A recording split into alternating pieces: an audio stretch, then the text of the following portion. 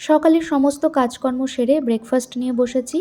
একদিকে আমি খাচ্ছি, একদিকে ওকে খাওয়াচ্ছি। সকালেও কিছুতেই নিজে নিজে খাবে না, খুবই জ্বালায়। আর ওকেই খাওয়াতে খাওয়াতে না রোজই আমার ব্রেকফাস্ট করতে লেট হয়ে যায়। বর এদিকে তাড়াহুড়ো করছে, বাজার যাবে, তারপর আসবে, এসে আবার ছুটবে পড়াতে।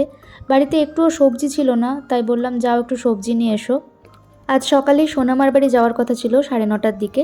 তো সকালে যে সব দিন আমার হবে না সে তো ভালোই বুঝতে পারছি। সোনামাকে আবার ফোন করলাম, করে বললাম তুমি কি বিকেলের দিকে বাড়ি আছো, তাহলে ওই 4:30 পৌনে 5টার দিকে যাব। তো সোনামা বললো হ্যাঁ তাই আয়। এদিকে আমি একটু প্র্যাকটিস করছিলাম রান সেলাইটা।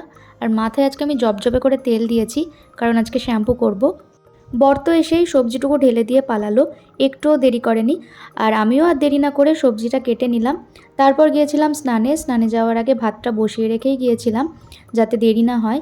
আর আজকে রান্নাবান্নার মধ্যে এই দেখো পুঁই শাকের ঘন্ট করেছি পাঁচমিশালি সমস্ত সবজি দিয়ে।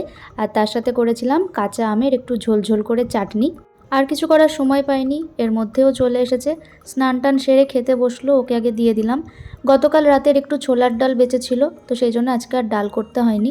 যেদিন সন্ধ্যে 6টা থেকে পড়ানো থাকে সেদিন 2টো 2:30টার দিকে খেলেও হয়, কিন্তু যেদিন 4টে 4:30টার মধ্যে ওকে বেরোতে হয়, তো সেদিন ও চেষ্টা করে 1টা 1:30টার মধ্যে খেতে বসতে। তো ওকে খেতে দিয়ে আমি বাদবাকি কিছু কাজ ছিল সেগুলো সারলাম। তারপরে আমি বসলাম ফাইনালি খেতে।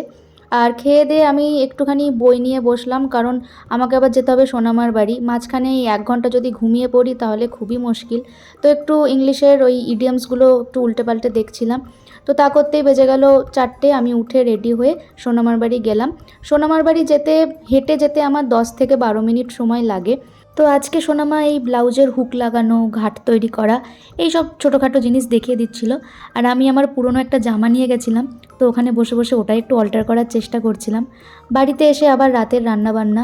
তো ভাবছিলাম আজকে রুটি করতে খুব একটা ইচ্ছে করছে না, তো একটু গোলা পরোটা করি। একদম অল্প তেল ব্রাশ করে গোলা পরোটাগুলো করলাম। আমার খুব ভালো লাগে গুড় দিয়ে গোলা পরোটা খেতে। তো যাই হোক, তরকারি তো করতেই হবে। এদিকে মটর ভিজিয়ে রেখে গেছিলাম, তো আলু দিয়ে সয়াবিন দিয়ে মটর দিয়ে একটা তরকারি করলাম। আর তারপর যত রাজ্যের বাসন ছিল সব বসে বসে মাজলাম। তারপর বর ঢুকলো রাতে সেই 11:15। আমি আজ আগেই খেয়ে নিয়েছিলাম, বর আসলো তারপর খেতে দিলাম। তো চলো আজকের মতো ভিডিওটা এখানেই শেষ করছি। টাটা।